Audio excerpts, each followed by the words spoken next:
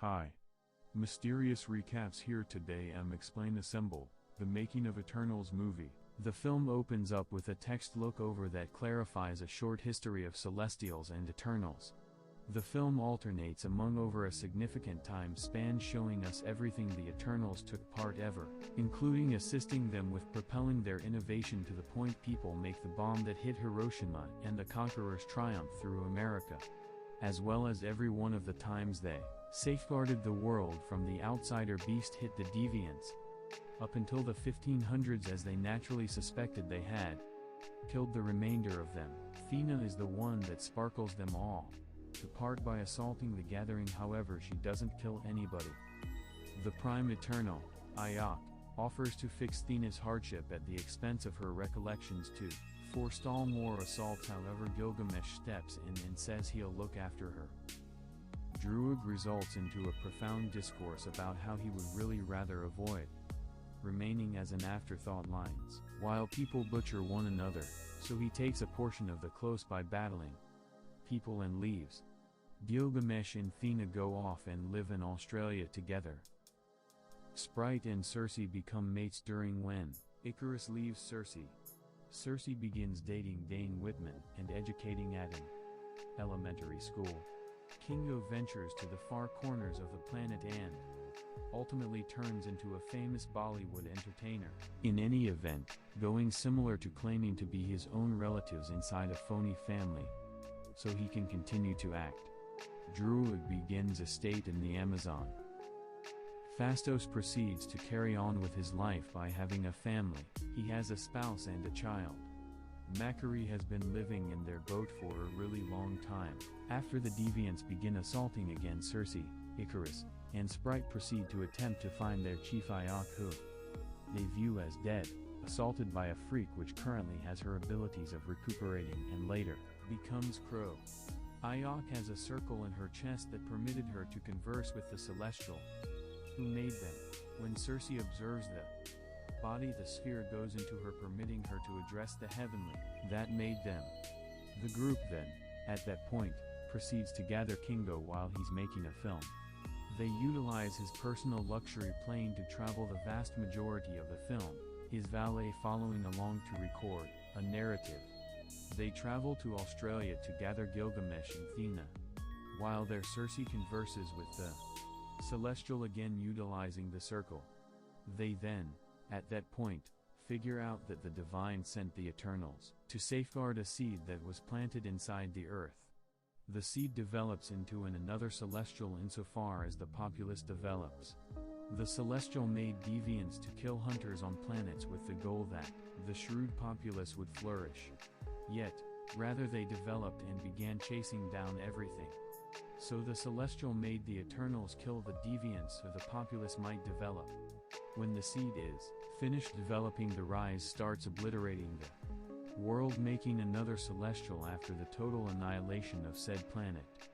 The Eternals' minds are then deleted and they are sent onto another planet to annihilate. Thena's recollections weren't totally eradicated, so that is the reason she's going off the deep end. Subsequent to realizing this data, they proceed to attempt to persuade Druig to help put the heavenly to bed.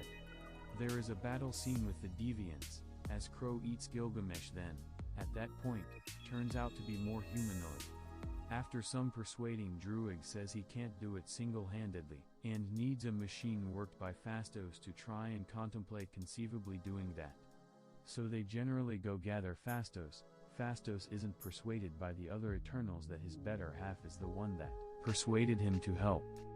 They generally return to the fundamental boat in the desert where Macquarie is living. They tell her what's happening. Phastos' enormous thought is to interface them all in a mind state, permitting Druig to control the Celestial. Icarus at last breaks after individuals begin favoring one side, calling for him to assist with settling on a choice for the group. It streaks back and shows that he was the one that took care of Ajax to Crow and different freaks, permitting them to develop further. He's additionally known for quite a while their actual reason, yet when he figured out Ayok would have rather not obliterate planets any longer, he killed her. Ayok had chosen to intercede with the Rise after she watched the Vindicators bring back everybody from Thanos' snap. The Vindicators bringing a large portion of the populace back additionally accelerated the rise as indicated by Iok.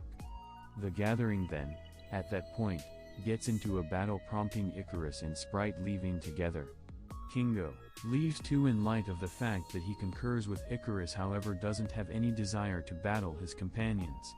Athena persuades Circe that what she's doing is correct and that they need to save the planet. After Circe is persuaded to proceed with their main goal to save Earth, Phastos takes the circle that permits Circe to converse with the Celestials to make wristbands to interface the Eternals. They then, at that point, fly in their boat to the wellspring of the development. When they show up, they associate with Druig in an endeavor to control the divine. Icarus begins battling the gathering, harming Druig so he cannot finish his association with the heavenly.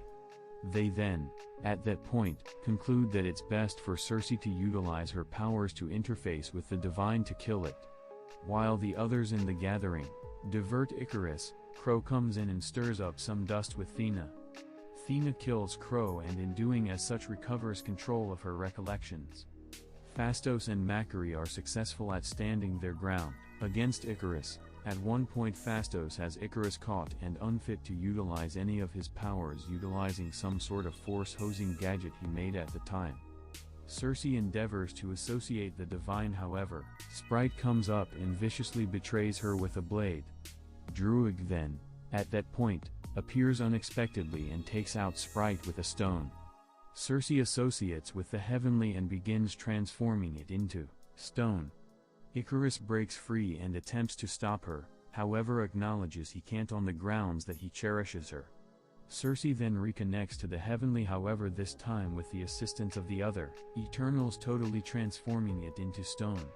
Icarus begins crying since he can't choose whether or not to keep battling them or go along with them. After this is done, Icarus takes off straight into the sun. Circe utilizes what little power she has left from associating with the divine to make Sprite a human. However, it doesn't state regardless of whether she kept her powers. Druig, Athena, and Macquarie go off in their boat to find more Eternals.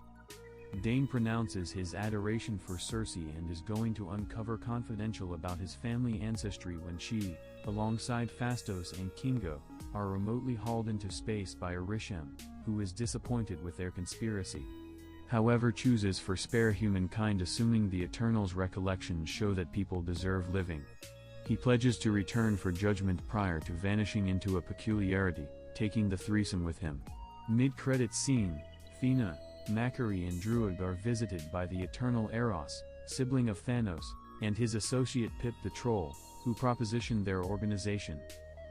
Post-credits scene, Dane Whitman opens an old chest acquired from his precursors that contains the unbelievable ebony blade when an inconspicuous individual, distinguished off-screen as Blade, questions him whether he is prepared for it.